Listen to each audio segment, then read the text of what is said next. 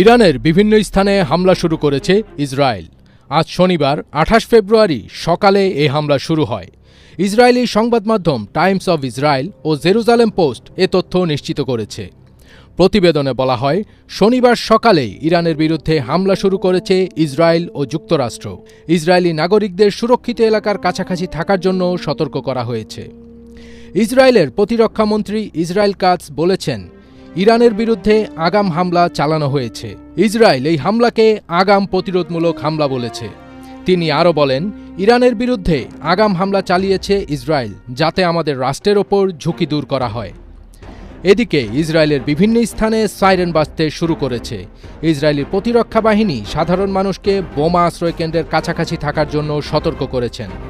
বার্তায় আরও বলা হয়েছে, নিরাপত্তা পরিস্থিতির কারণে সাধারণ মানুষ যেন নিজের নিকটবর্তী সুরক্ষিত আশ্রয়কেন্দ্র সম্পর্কে সচেতন থাকে এবং অপ্রয়োজনীয় ভ্রমণ এড়িয়ে চলে।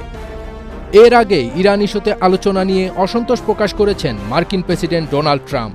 স্থানীয় সময় শুক্রবার হোয়াইট হাউসে তিনি বলেছেন, জেনেভায় তৃতীয় দফা আলোচনা শেষে ইরানের পরমাণু আলোচনা তাদের আচরণে তিনি সন্তুষ্ট নন। তার পরপরই এই হামলা শুরু হলো। ফার্স্ট বিট তাজ, এটিএন বাংলা।